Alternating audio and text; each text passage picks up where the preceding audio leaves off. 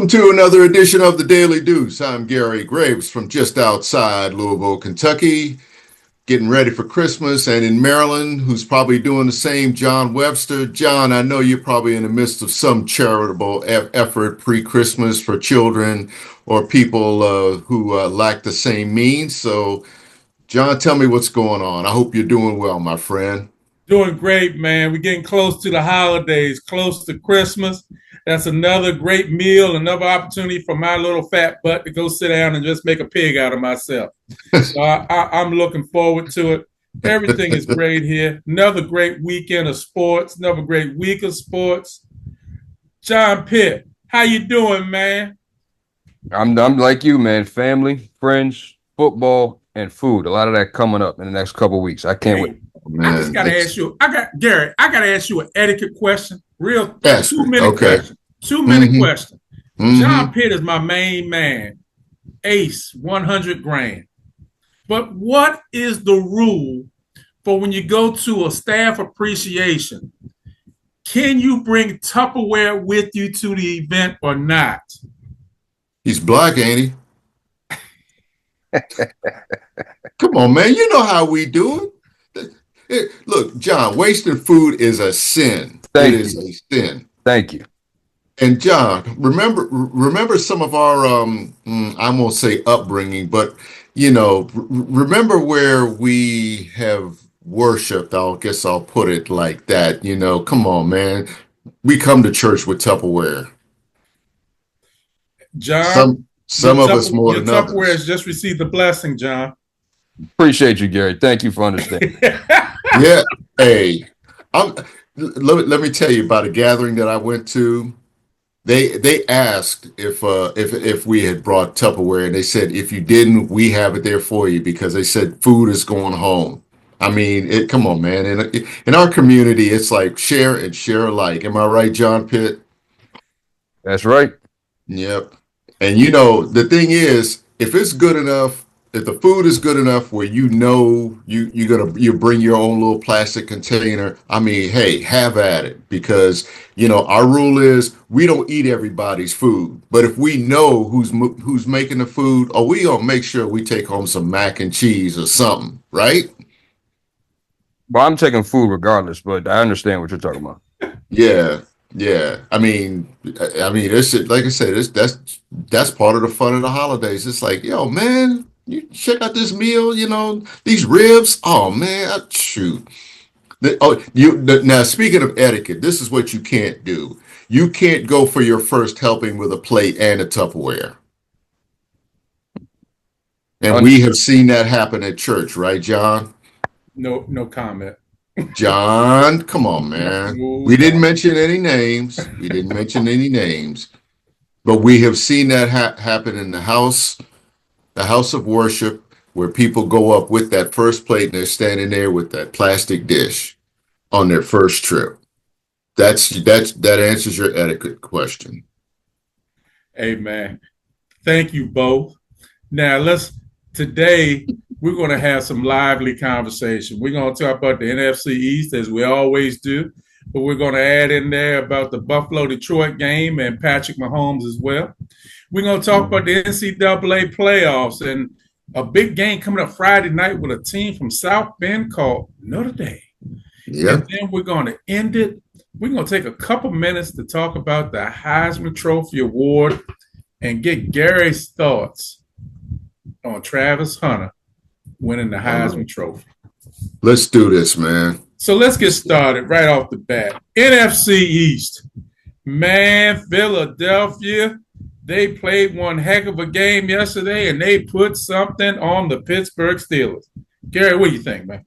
Oh, man, it's like I watched some of it and I listened to some of it, and I think the thing about that in terms of Philly and ball control, I have never seen a team control a ball in one half, let alone one quarter of football. But I think the Steelers had the ball just twice. I think they only ran maybe like a dozen plays in the second half. That is dominance. And Philly, I guess, Philly, they needed some kind of drama to get that out of him because, between the complaints of A.J. Brown saying he wasn't getting the ball and everything, it seemed like every time I looked up, he was getting the ball.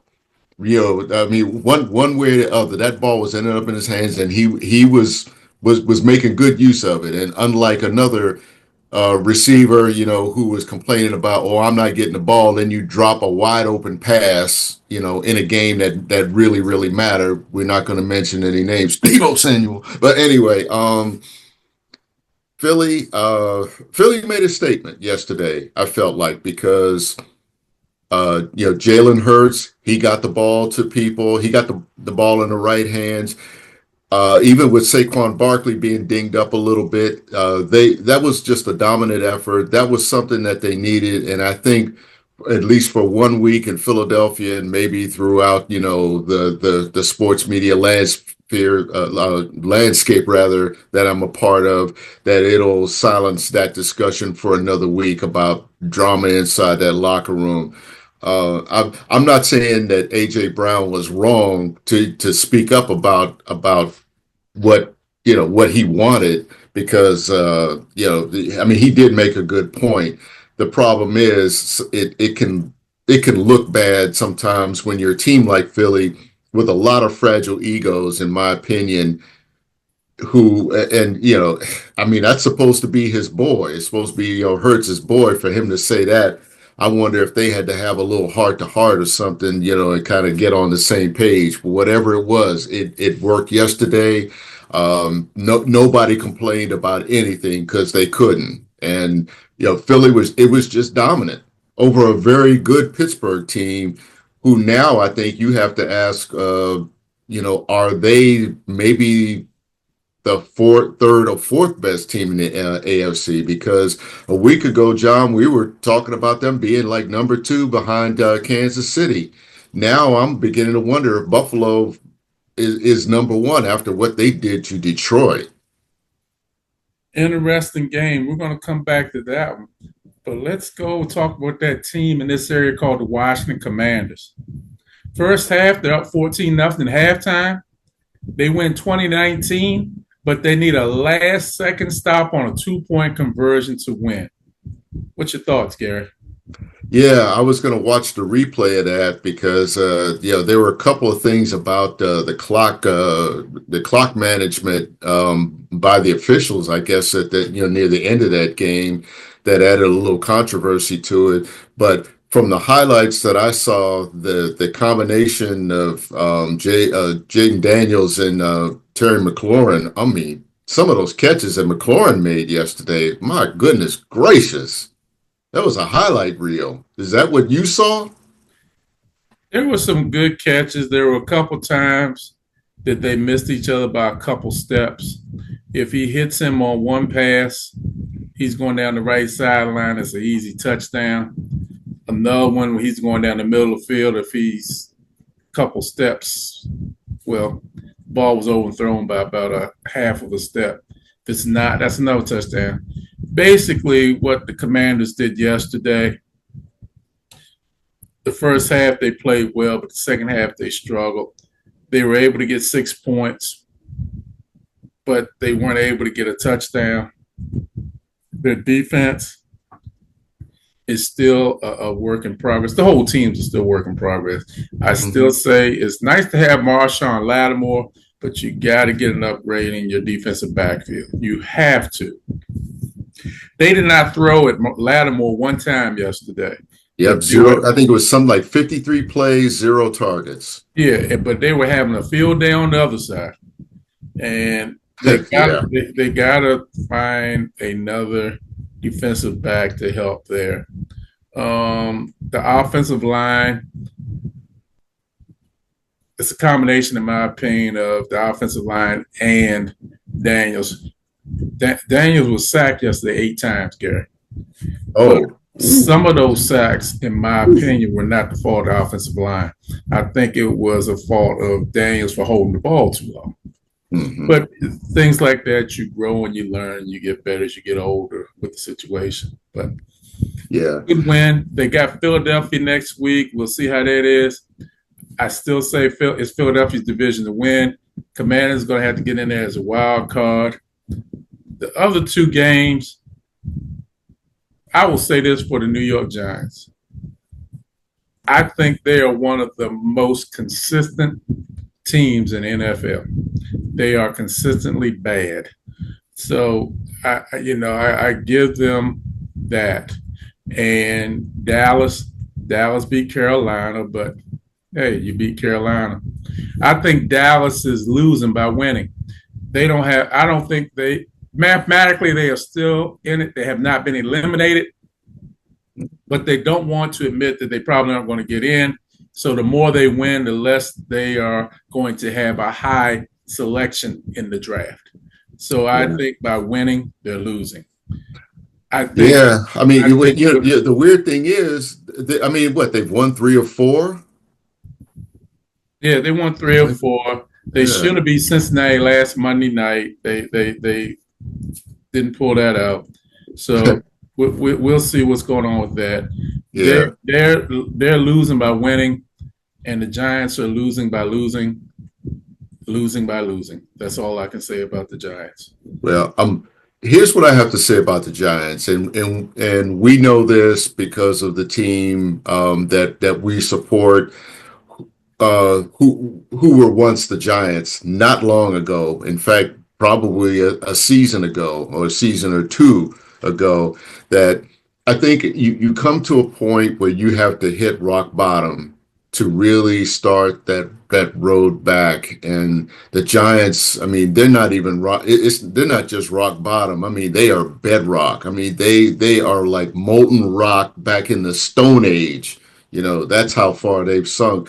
Something has to happen. We know in the offseason that there's going to be a coaching change. I mean, not definitively, but we can pretty much surmise from their play and morale and all kinds of other little things that we see coming out of East Rutherford, New Jersey, that team is gonna change. Up until yesterday, I thought they were both teams that played up there were gonna have some changes, but now all of a sudden it's like Aaron Rodgers is finding another step. Granted, they're still the New York Jets. They're still the catfish of the AFC East, but I don't know. It's like, let's not write him off just yet. And I'm not like trying to throw love his way, but he's showing that gear now. I mean, while it's too late, he's still showing that there's something left, and maybe there is something to salvage from him, during his time in New York. But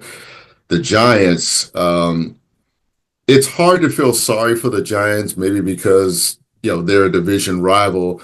But, John, you and I, as sports people, I mean, all three of us as sports people who appreciate tradition and success, we want to see good teams, be their best when they have the chance to be the best, and that's why grudgingly we respect the Kansas City Chiefs. But in terms of an organization like the Giants, I covered 2 Super Bowls that they won that they shouldn't have won against New England, and it's just hard to watch that team just sink that low. Just like the Dallas Cowboys, you and I have said it many times. The NFL needs the Cowboys to be successful for relevance for your marquee teams, much like the New York Yankees in football, the Lakers and Celtics, and I'm sorry, baseball. Much like the Lakers and Celtics in the NBA, you need your marquee teams to be relevant and good at some point, or at least every other year, every 3 or 4 years or something, to keep people watching. Dallas, you nailed it. They might be losing by winning, and it's going to be interesting to see what happens with that team in the offseason. They might be buying another year from Mike McCarthy, and I didn't think I would be saying that. It's going to be an interesting offseason, Gary. very interesting. Yeah. Let's talk real quick about Buffalo, Detroit, and then we're going to talk a little bit about Patrick Mahomes and this injury. What do you think about that Buffalo-Detroit game yesterday? Well, everything that we thought about Buffalo not being the same team, without Diggs, and some of the doubt that we cast on Josh Allen this time last year. I mean, heck, even earlier this season, he has proven us wrong, and he's finding another gear. He is working with everybody that he's got. The defense.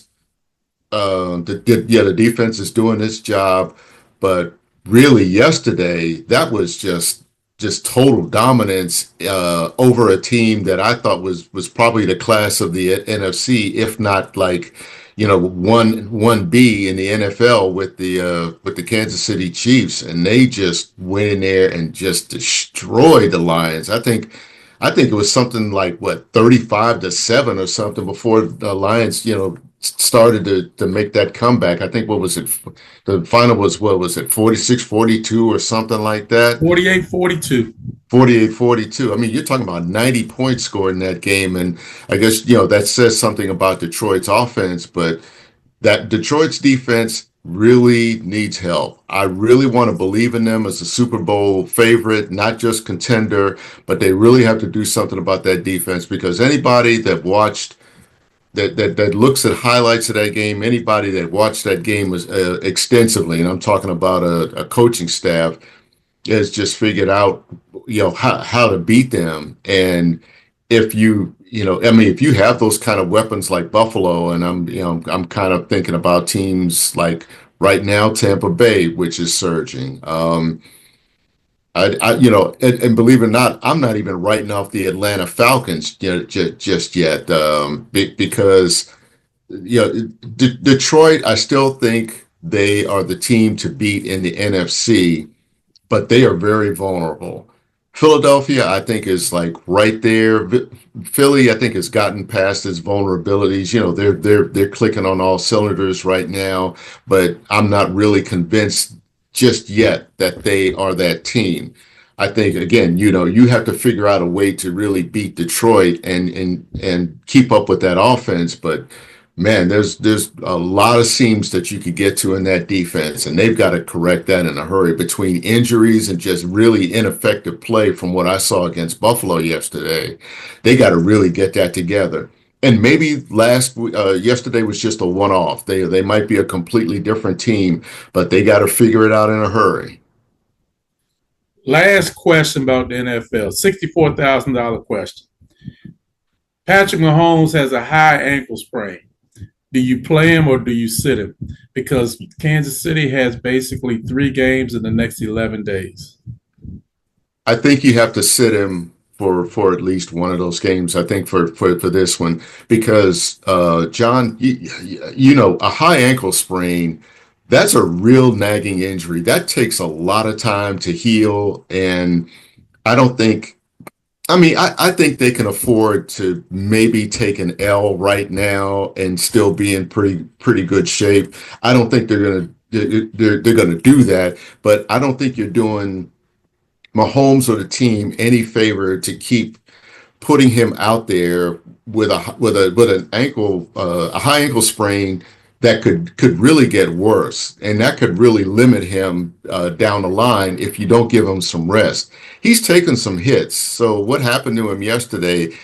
Uh, I think that's just a sign we have to really think about something. Run the ball more. And John, we're seeing in the NFL that teams are remembering how to run the ball and winning games that way.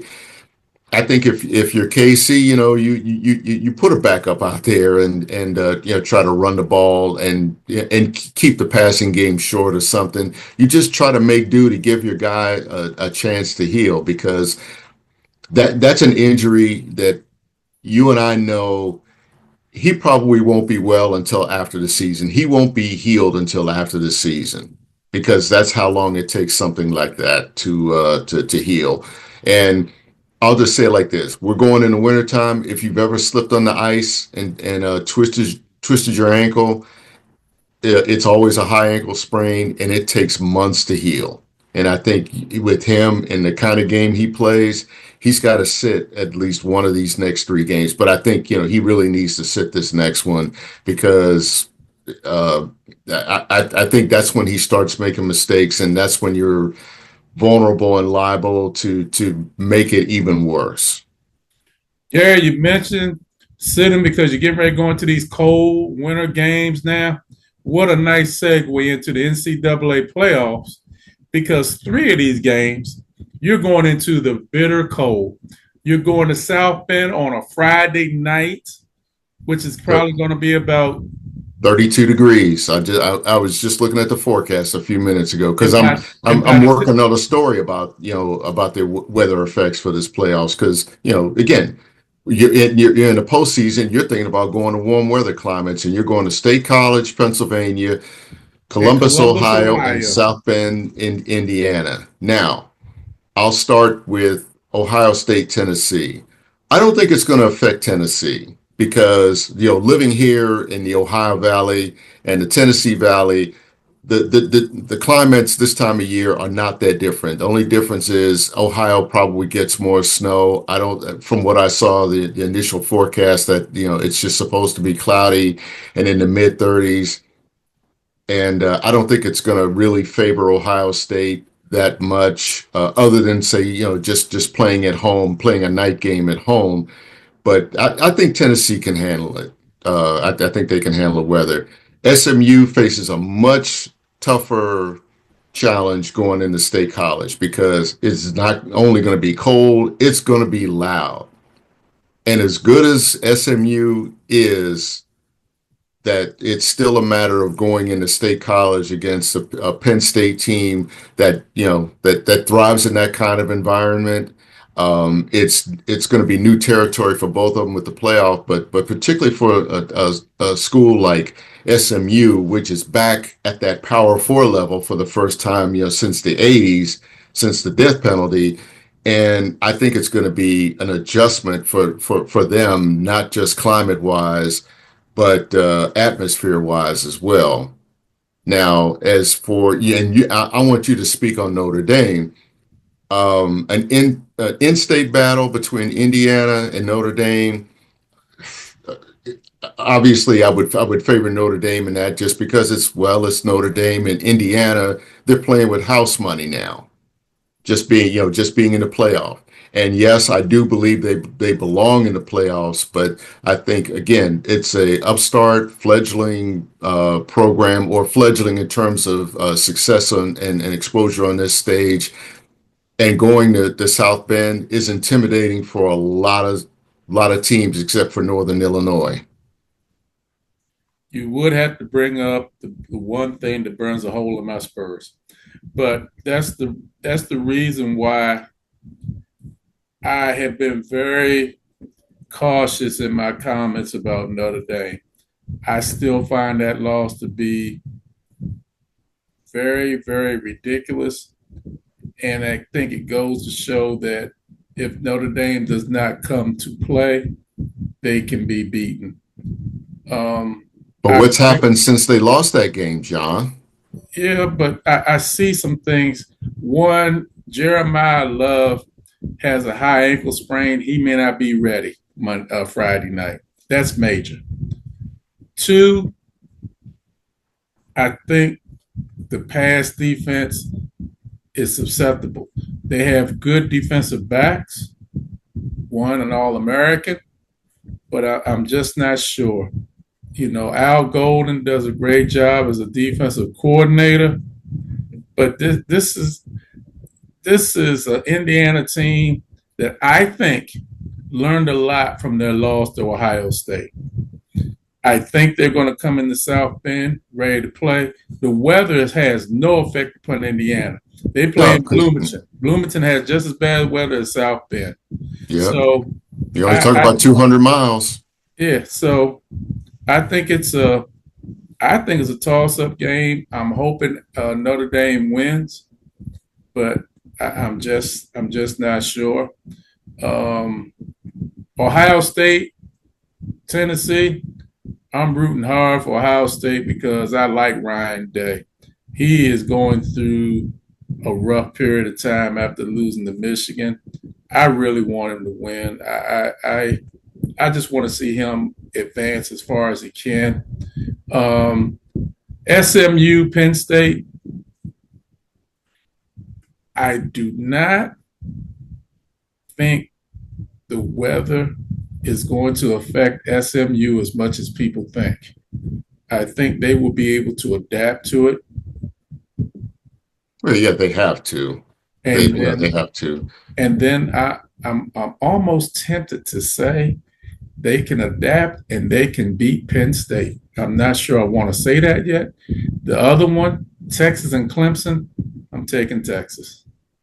But yeah, we forgot about that game because we've been focused on all the frigid sites.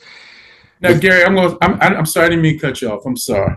Oh no The problem. one thing that I don't want to see happen, that I really believe will happen,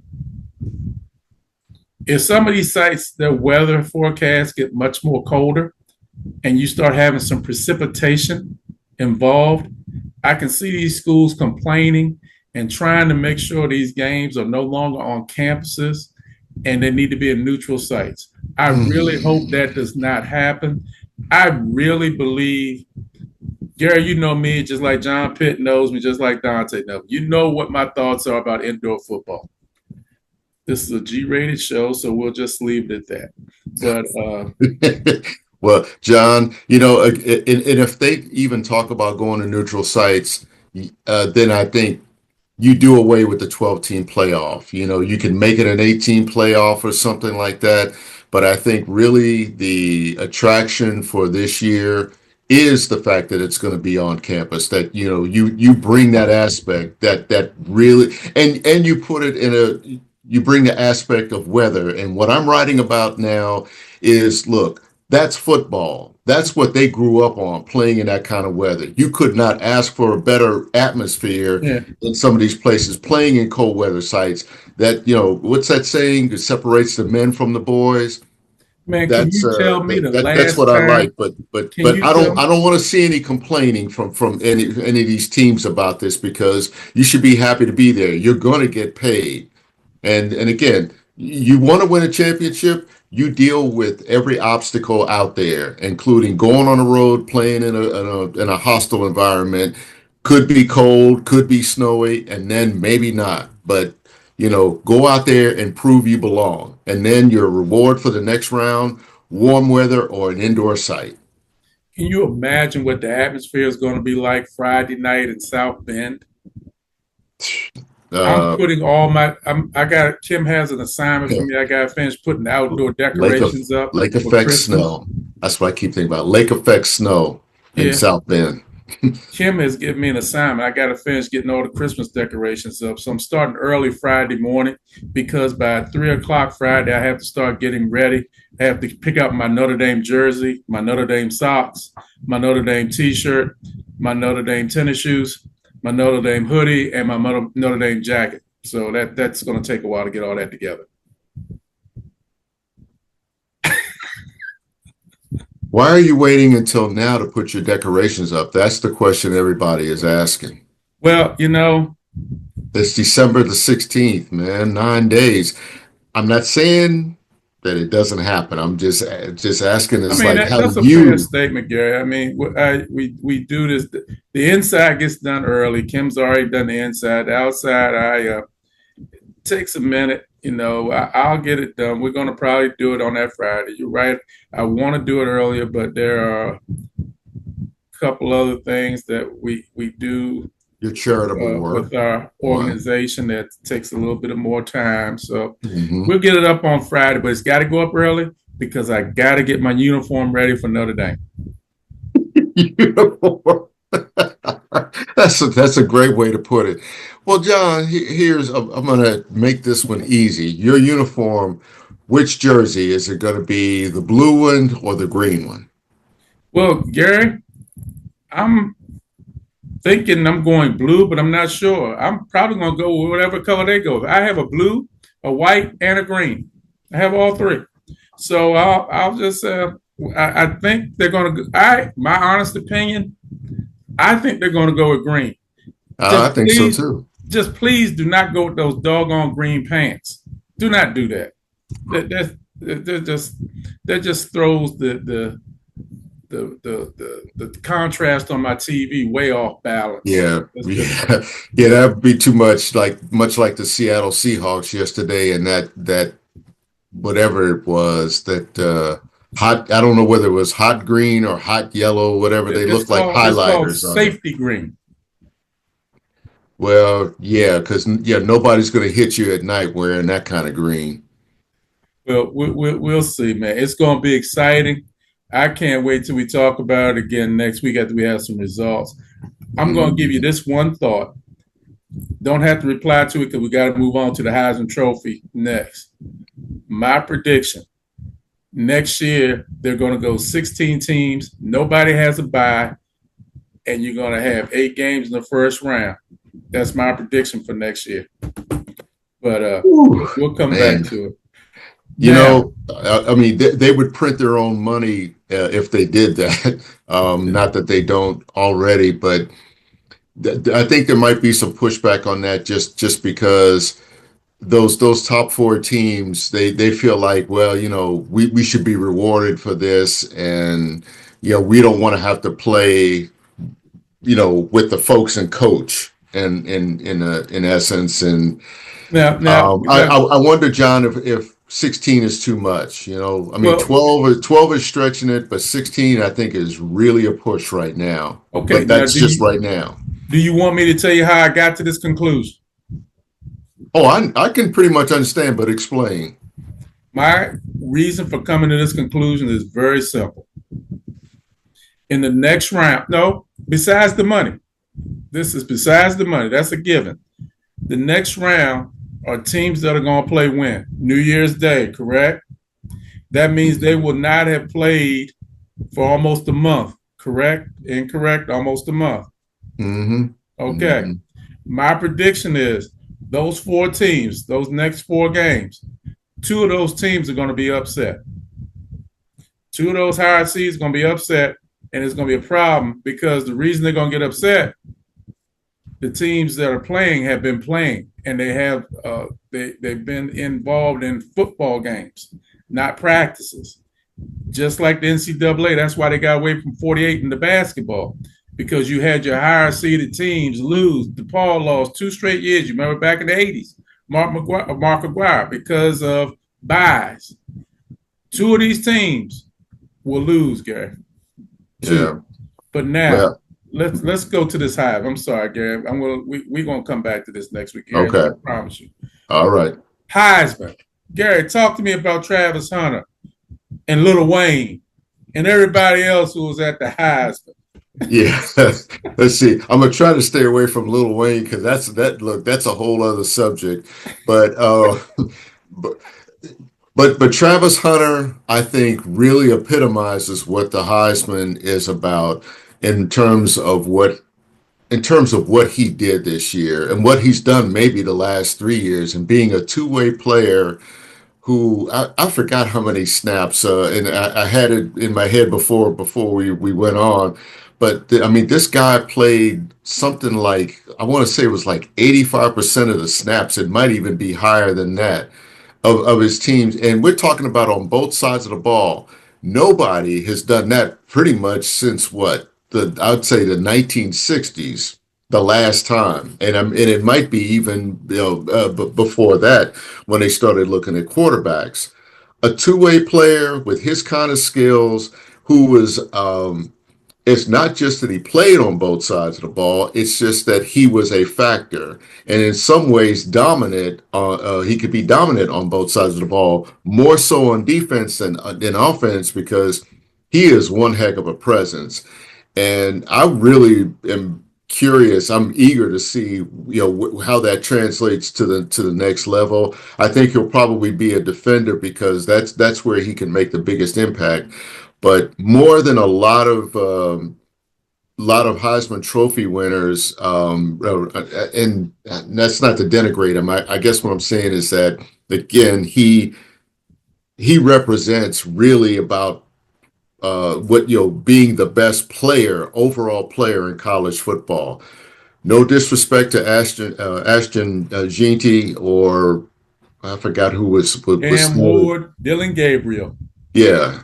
Um, yeah, no disrespect to any of them, but a guy that can just do it on both sides of the ball and be a factor and make his teammates better. That's another thing too about Travis Hunter.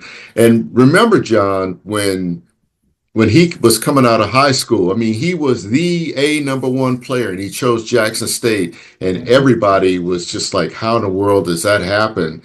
And some, I'd say because of Dion, because of his influence, because he was allowed to really grow and nurture his talent at Jackson State, and then take those talents to Boulder, with Dion. I mean, we've seen that the last 2 years, and again, I mean, he had really a generational, once in a generational season, and I think he was just highly deserving and a good kid. That speech he made, I tell you, it brought tears to my eyes. I really think he is very deserving. Congratulations to him. You haven't had a two-way player since Charles Woodson, and even Charles Woodson said he wasn't playing the Yeah, amount of plays that yeah, yeah. Travis I'm Hunter. sorry, and I forgot about Charles Woodson. Yeah, Yeah, I mean, but this guy is simply great. I love how he's come in, and Deion Sanders has worked with this kid, and he's not only is he a class act on the football field, Gary, he's also an academic All-American as well too. If I'm not mistaken, a straight A student. yeah. So yeah, So he's going to graduate with a 4.0 average yeah, playing so football, I just a lot of football. I think this is really really great. Congratulations to him, and I wish him nothing but the best as he moves into I think it's the Holiday Bowl against BYU, and then we move into the draft after that. So we go from there. Yeah. Hey, one thing I want to ask you about, I guess the whole JSU HBCU thing. Do you feel like he is a HBCU product in that regard, just because of those 2 years he played at Jackson State? Well, I will say this: you can't take those 2 years away, And the other thing I'll also say, there's always question about the caliber of play. This kid played at Jackson State, and then, in the words of LeBron James, he took his talents to Boulder, Colorado, and was even more successful there than he was at Jackson State. And keep in mind, he was very successful at Jackson State. So, and also congratulations to Jackson State. They won the Celebration Bowl this year. They beat South Carolina State. Yeah, a part of it, yeah, and I think he did recognize Jackson State in his speech.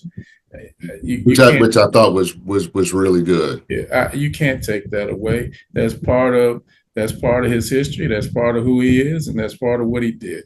And I agree with it. I agree too, wholeheartedly. John, I think we've run out of time. Man, we run out as always, Gary. Enjoying it with you, man. Hey, man, I'll say more about it in the future. But before you take us home, I just want to say congratulations to you, my friend. You're retiring from the AP, Associated Press.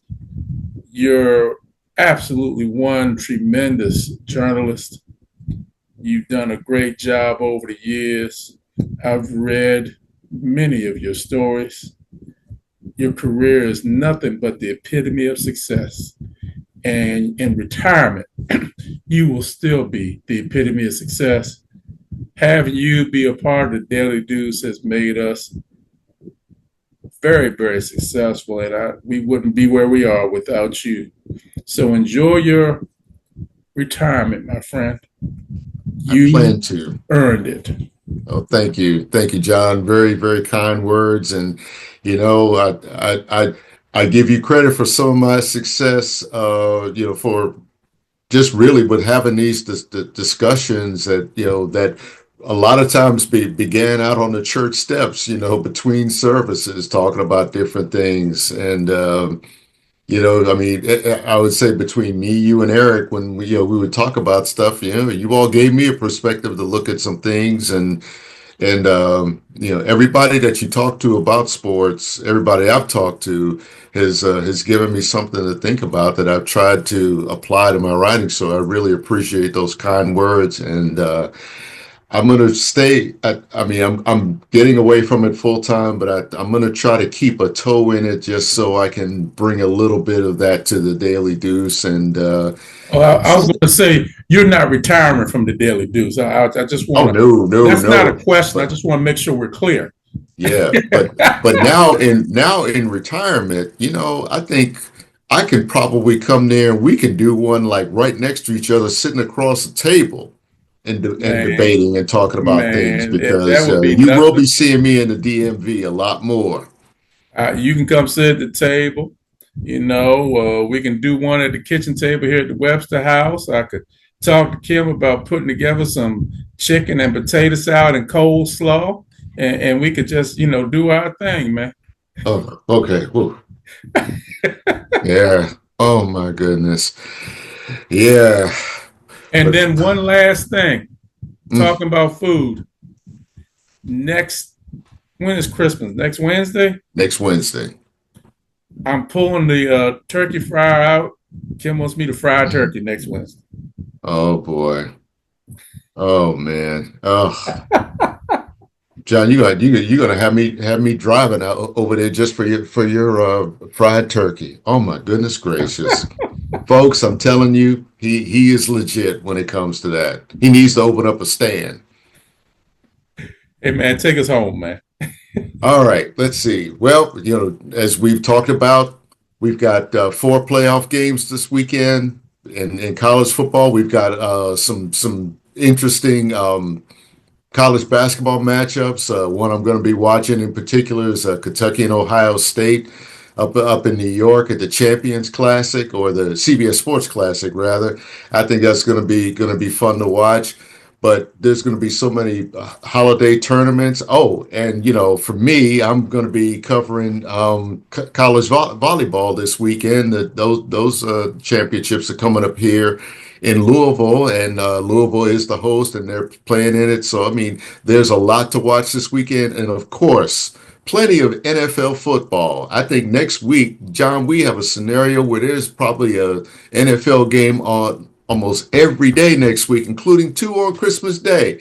You talk about a present. Doesn't get much better than that, bruh.